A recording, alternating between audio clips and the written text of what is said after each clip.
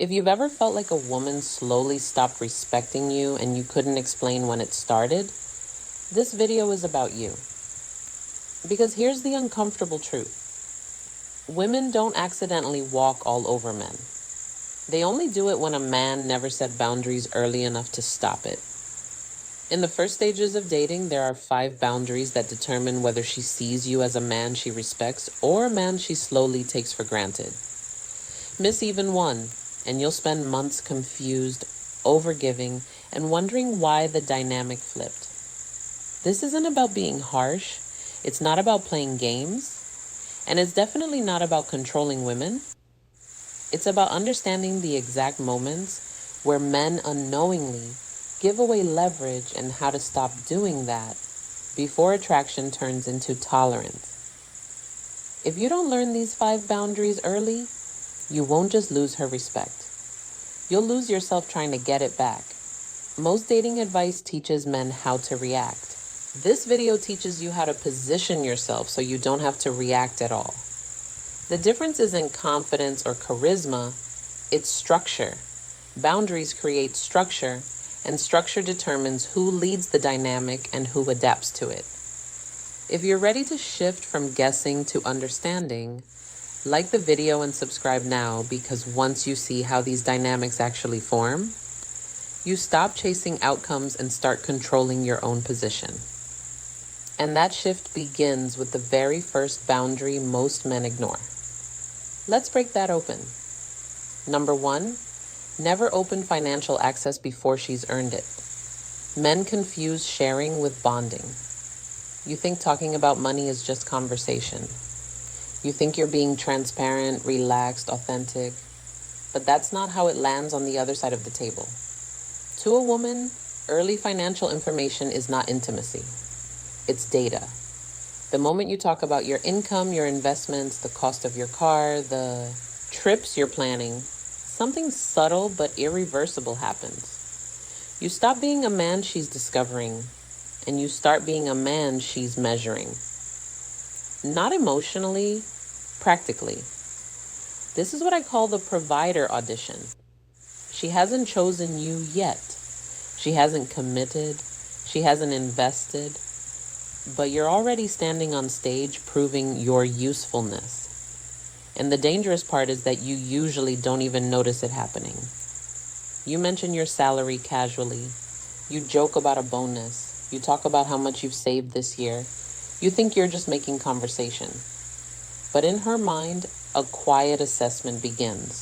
Stability, capacity, access. From that point on, attraction stops being emotional and starts becoming evaluative. Here's the truth most men don't want to hear. Once a woman starts evaluating your wallet, she stops feeling you. Curiosity turns into calculation.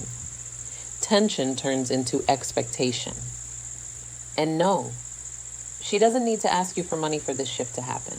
All she has to do is observe how freely you expose it. How eager you are to signal that you can provide, how quickly you turn your financial life into proof of worth. Men do this because they were taught that providing equals value, that security equals desirability. But early on, provision doesn't create attraction. It replaces it. You're no longer the man she wants. You're the man she's seeing what she can get from. That's why this boundary matters. So early, because once the frame changes, you don't get it back. You can't talk your way out of being evaluated. You can't charm your way back into mystery. The moment she starts evaluating your wallet, attraction stops being emotional. It becomes transactional. When you step in too early and start solving her financial problems, something critical shifts and it's not in your favor. You don't become her partner. You become her support system. That's the role downgrade most men never see coming. The moment you say, I got you, before there's commitment, you silently volunteer for responsibility without authority. You give provision without position. And once that happens, the dynamic hardens. She may appreciate you, but appreciation is not desire. Gratitude is not attraction. This is where the financial tests begin. They're subtle. She mentions how tight things have been lately. A bill she's stressed about. A car issue that's expensive to fix. She's not asking outright. She's watching. She's watching how quickly you move. She's watching if you feel compelled to rescue. She's watching whether your boundaries collapse the moment pressure appears. Most men fail here because they confuse generosity with leadership. They rush in thinking it proves value. In reality, it proves predictability. And predictable men are easy to place into utility roles. The correct boundary doesn't require speeches or defensiveness. You don't justify. You don't over-explain. You don't apologize. You stay calm. You stay grounded. You close the door without slamming it. Something simple, supportive, but firm. No offer, no guilt, no entanglement. And here's the part that surprises men. A woman who is genuinely interested will respect this immediately. Not because she's testing you less, but because she feels safer with a man who protects his structure. A woman with unclear intentions will feel irritated. She may pull back. She may lose interest. That's not a loss. That's filtration. This boundary doesn't push women away. It filters out the ones who were never there for you, only for what you could provide. Leadership begins where access is controlled. Number 2, never tolerate disrespect, especially when it's subtle. Most men think disrespect looks loud, raised voices, insults, obvious hostility. That's why they miss it when it actually matters. Because real disrespect doesn't announce itself. It sneaks in quietly and waits to see if you'll stop it. It shows up when she interrupts you mid-sentence and keeps talking.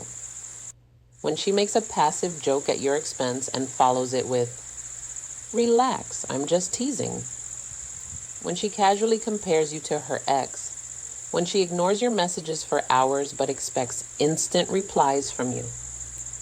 None of these moments feel big enough to confront. And that's exactly why they work. From a psychological standpoint, this isn't cruelty.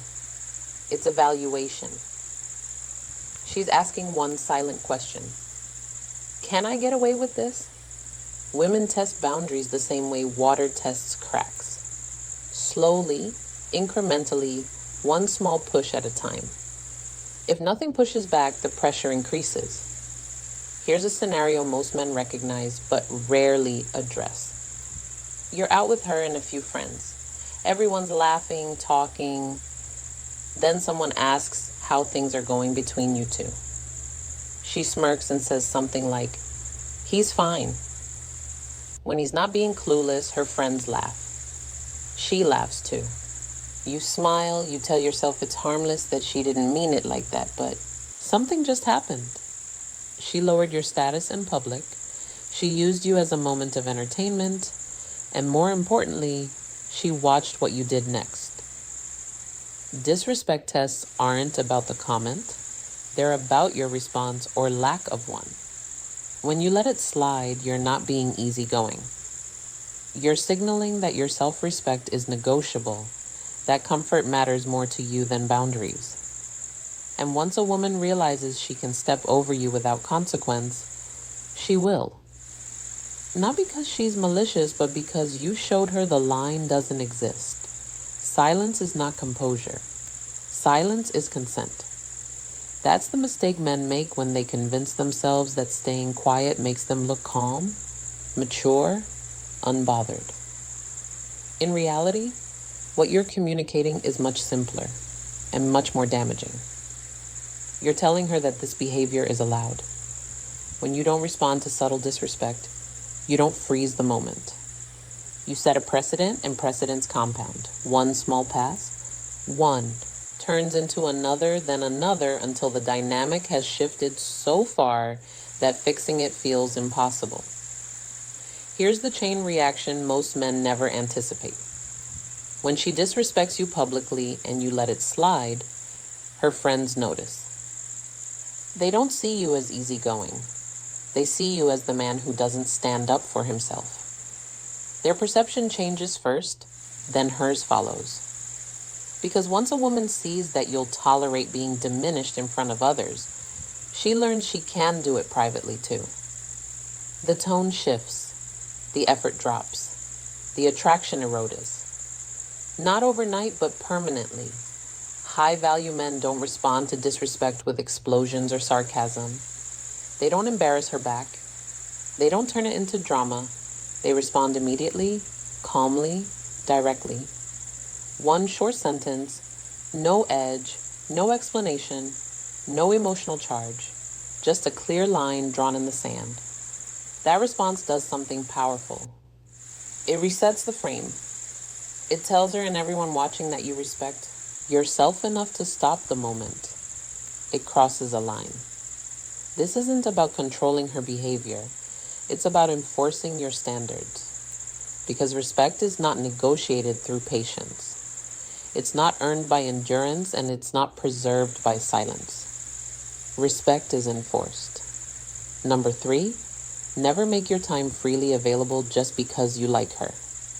This is where most men sabotage themselves before the relationship even has a chance to form. You think availability shows interest. You think saying yes quickly proves enthusiasm. You think rearranging your schedule makes you look invested. From her side, it looks very different. When a man is always available, it doesn't signal desire, it signals a lack of structure, and women don't evaluate men in isolation. They evaluate the life that surrounds him. Here's the pattern. You meet a woman you're excited about, the chemistry feels good, the attention feels promising, and because you don't want to miss your opportunity, you start doing something subtle but destructive. You cancel plans, you move commitments, you stay flexible just in case. She texts. Dinner with friends disappears. Gym sessions get skipped. Your schedule becomes reactive instead of intentional. Not because you're irresponsible, but because you're afraid of losing momentum. That fear is what she feels. From a psychological perspective, a woman isn't just asking, does he like me? She's asking, does this man have a life that can hold me without collapsing? When your time becomes an open buffet, she doesn't feel chosen. She feels prioritized at the expense of everything else. And paradoxically, that lowers attraction. Men believe scarcity pushes women away. In reality, the absence of structure pushes them away faster. A man who drops everything the moment she appears doesn't look committed. He looks unanchored. And women don't trust men who have nothing anchoring them. This boundary isn't about playing hard to get. It's about protecting the foundation of your life. Because when your time loses value, you do too. A man who treats his time like currency is always in demand. Not because he's unavailable, not because he's playing games, but because his life already has direction before she ever steps into it. When you protect your schedule, something powerful happens in her mind. She stops seeing you as an option she can summon and starts seeing you as a man she has to meet halfway. Time creates anticipation when it's not on demand. That's the part most men misunderstand. They think saying no kills momentum. In reality, it sharpens it. When you don't jump every time she reaches out, you signal self-control. And self-control is one of the strongest indicators of maturity. Here's what this looks like in real life. She texts late, she wants to see you spontaneously. But you have an early morning, a workout, a commitment you already made. The low V-value move is to abandon your plans and rush over hoping it proves interest. The grounded move is simple. Calm, no explanation spiral. You acknowledge her, but you don't rearrange your life to accommodate an impulse. That response does two things at once. It shows that your time matters, and it makes the time you do give her feel intentional, not convenient. There's an important distinction here. Being busy isn't attractive. Purpose is. A man with purpose doesn't need to fake scarcity. His schedule reflects priorities. His life has momentum. And women feel that difference immediately. When your time is protected, attraction has space to grow. When your time is unlimited, attraction suffocates. You don't win by being constantly present. You win by being consistently grounded. Number 4, never become her emotional dumping ground before she commits. This is one of the most seductive traps men fall into because it disguises itself as connection. She opens up early, talks about her ex, the trauma, the chaos, family drama, how every man before you hurt her. She cries on the phone, tells you she's never felt this understood, and you think, this must mean something. It feels intimate. It feels special. It feels like you're different. But emotional dumping is not intimacy. It's recruitment. What's actually happening is simple. She's testing how much emotional labor you're willing to carry before she gives you anything real in return. And most men volunteer without realizing the cost. You listen for hours, you reassure. You stay up late calming her down. You give advice. You absorb her emotional weight.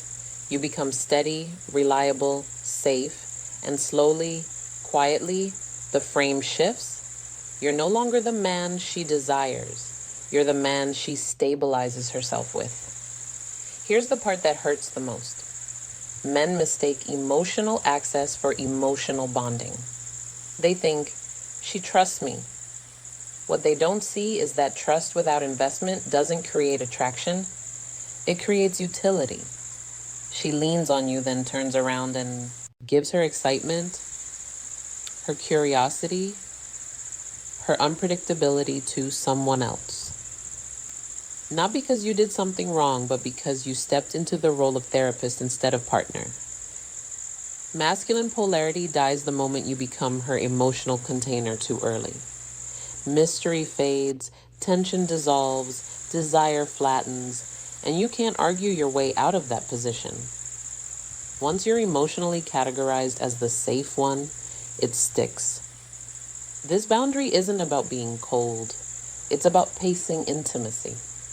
Because when you carry her emotional weight before she chooses you, you're giving away your strongest leverage. Emotional closeness is powerful, but only when it's mutual, only when it's earned. Emotional intimacy is currency.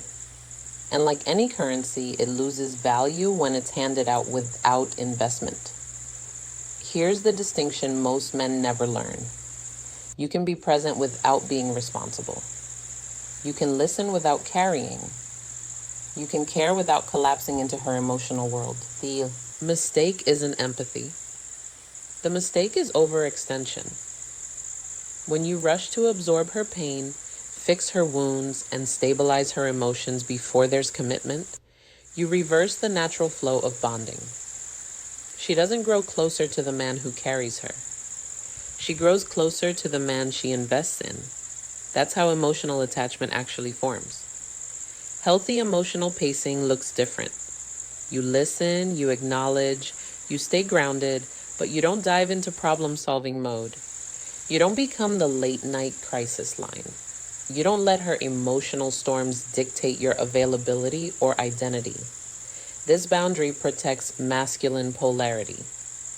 Polarity exists when there's tension, space, and mutual effort.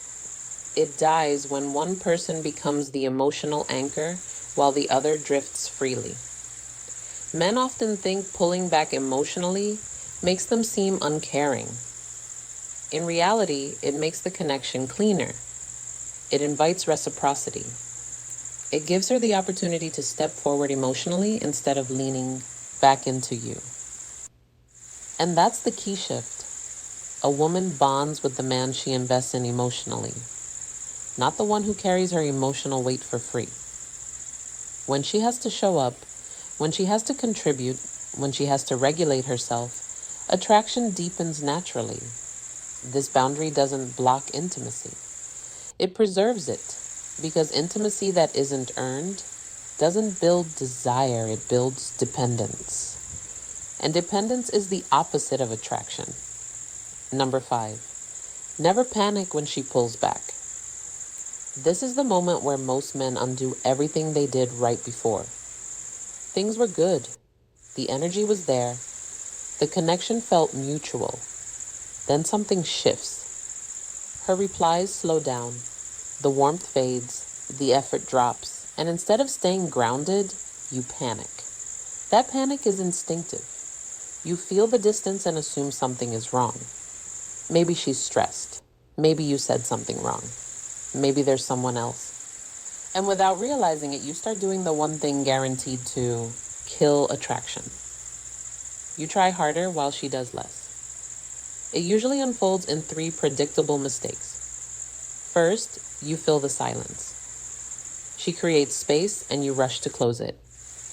More messages, faster replies, extra check-ins. What you're really saying is, I'm uncomfortable without your attention. Second, you try to reassure her. You offer emotional availability on demand. You let her know you're there for anything. Every word quietly communicates fear. Fear of losing her. Fear of the connection slipping away. Third, you overcompensate. You plan more, compliment more, give more. You turn the volume up hoping effort will restore what distance removed. But attraction doesn't work that way. From a power dynamic perspective, the moment you increase effort in response to withdrawal, the balance shifts. She holds the frame. You chase it. And once that imbalance locks in, desire suffocates. A woman cannot miss a man who is constantly trying to close the gap. She can only miss what has space to disappear. Pulling back is not always a test. Sometimes it's clarity forming. Sometimes it's interest fading. And sometimes it's simply life. But panic turns every possibility into the same outcome. Loss of leverage, loss of attraction, loss of self-respect. Attraction never returns because you try harder. It returns when there's absence. That's the paradox most men resist because it feels counterintuitive. You were taught that effort fixes problems, that persistence proves value, that if you just show up more, love will stabilize. But romantic attraction doesn't respond to effort. It responds to space. When you stop rewarding distance with increased attention, one of 2 things happens, and both outcomes work in your favor. If she's genuinely interested, she recalibrates. She notices the absence. The imbalance corrects itself. Her effort rises to meet yours. Consistency returns not because you chased it, but because you gave it room to surface. If she doesn't come back, then the truth was already there. Your boundary didn't cause the loss. It revealed it faster. This is where men get stuck emotionally. They think if I pull back, I'll lose her. What they don't see is that they were already losing themselves trying to keep her close. Never reward distance with effort.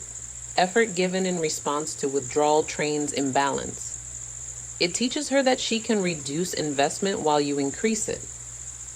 And once that lesson is learned, attraction doesn't recover. Absence does something effort never can. It restores polarity. It returns control to your side of the equation.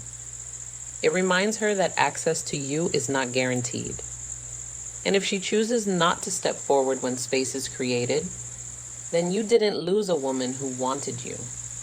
You stopped chasing an illusion that required you to abandon your grounding. That's the quiet power of this boundary. It doesn't manipulate outcomes. It clarifies them. You didn't lose her. You stopped chasing what was never fully yours. What you've just learned isn't a collection of dating tips. It's a system. 5 boundaries, 1 framework, 1 purpose, protecting your value before someone else decides what it's worth.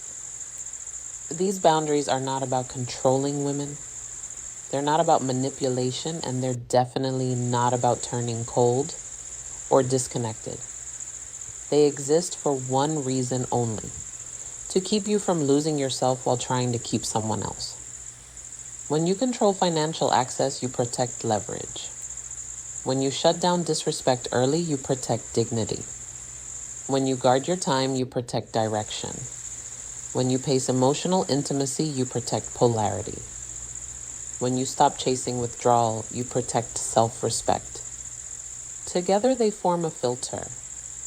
Women who are drawn to structure, strength, and self-control will feel safer with you. Women who were only comfortable when you were overgiving, overavailable, and overinvested will quietly disappear. That's not loneliness, that's clarity. Boundaries don't make you harder to love. They make it possible for the right person to love you without you shrinking to earn it. They ensure that when a woman chooses you, she's choosing the man you actually are, not the version that sacrifices himself to be tolerated. And if there's one truth I want you to walk away with, it's this. You don't gain power by demanding more from women. You gain power by requiring more from yourself. If this resonated, don't keep it to yourself. Subscribe. Stay here. This channel exists for men who are done being confused, drained, and second-guessing their worth. Like the video, share it with the man who keeps giving too much and getting less. And leave a comment. Tell me which boundary hit you the hardest. This channel isn't here to comfort you.